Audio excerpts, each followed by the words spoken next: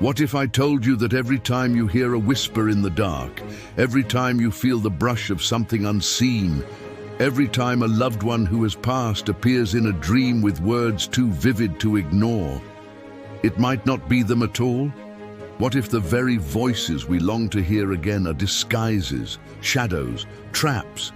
The Bible issues one of its most terrifying warnings, not against violence, not against war, not even against idolatry, but against speaking to the dead.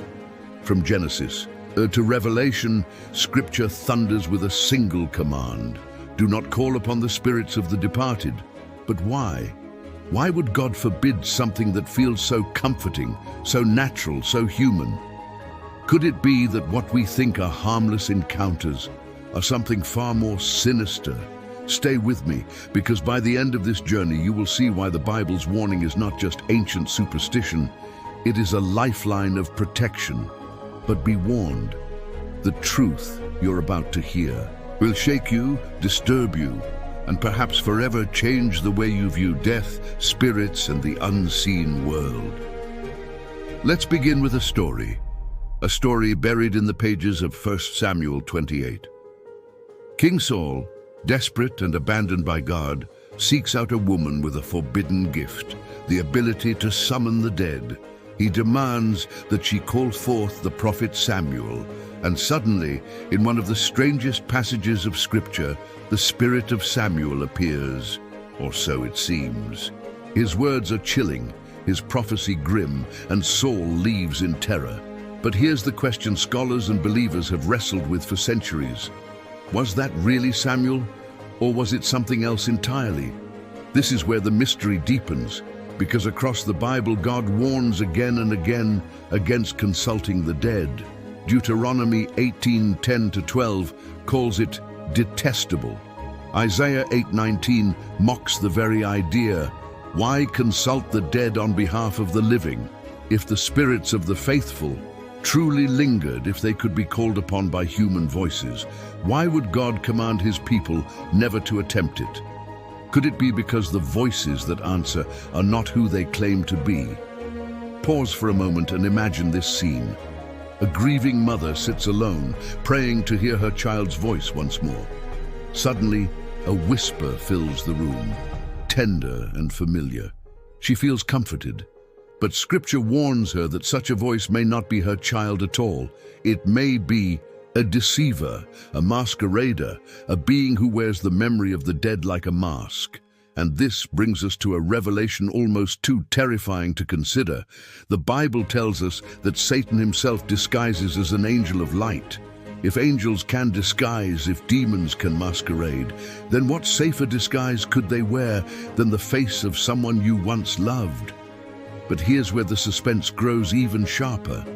In Ecclesiastes 9:5, we are told, the dead know nothing.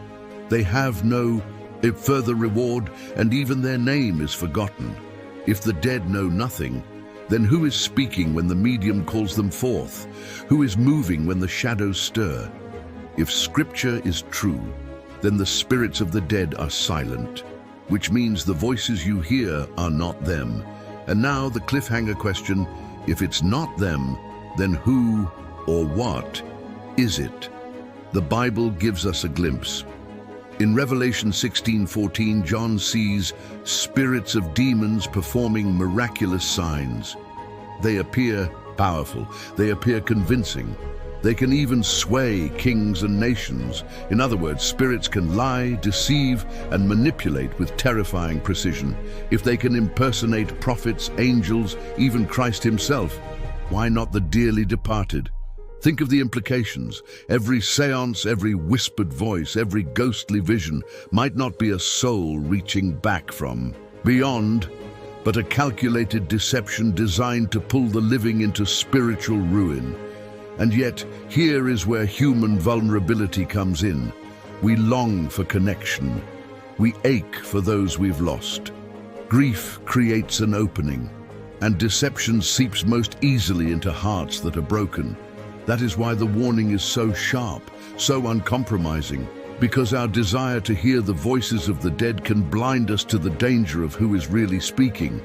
But you may be asking, If God forbids us from contacting the dead, then what happens when the dead truly depart?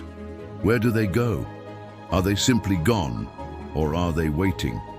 Scripture reveals an astonishing truth. Luke 16 describes Lazarus and the rich man, two souls, conscious, awake, but divided, one in paradise, one in torment, both separated by a gulf no man can cross.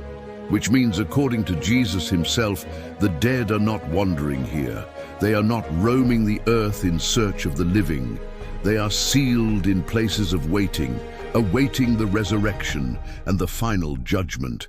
So when the voice of your grandmother whispers, "I'm still here," when the shadow of a lost child appears at the foot of the bed, when a figure in familiar form touches your shoulder, the Bible shouts a terrible warning. It is not them, it is something else.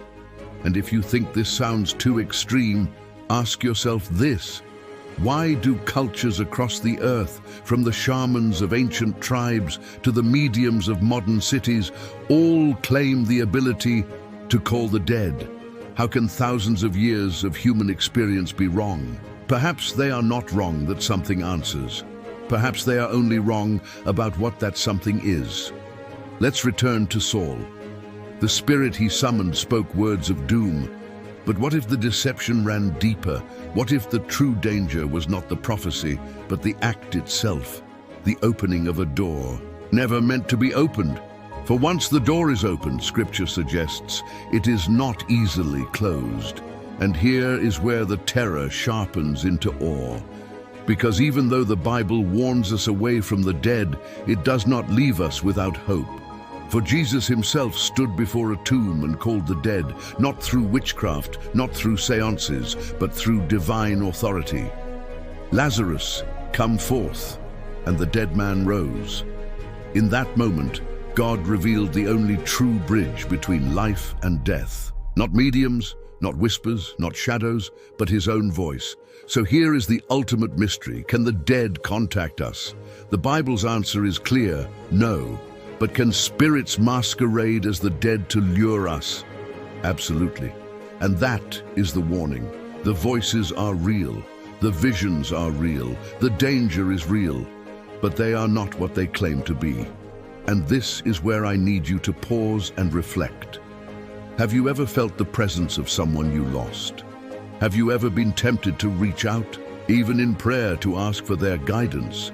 If so, understand this: the Bible pleads with you not to trust that voice, to turn instead to the living God. Because where the dead cannot answer, the living one always can. If this is stirring something in you, don't scroll away. Subscribe right now, because each week we're uncovering mysteries that the world has forgotten, secrets that can guard your soul. And share this video, because someone you know may be walking into deception without realizing it. Let's close with this. The most terrifying warning of Scripture is not meant to frighten you into silence, but to protect you into truth. The dead cannot contact you, but God can. And he does. Every time you pray, every time you open his word, every time you listen for his spirit. So the next time you hear a whisper in the stillness, ask yourself, whose voice is it really? Because eternity itself may hinge on the answer.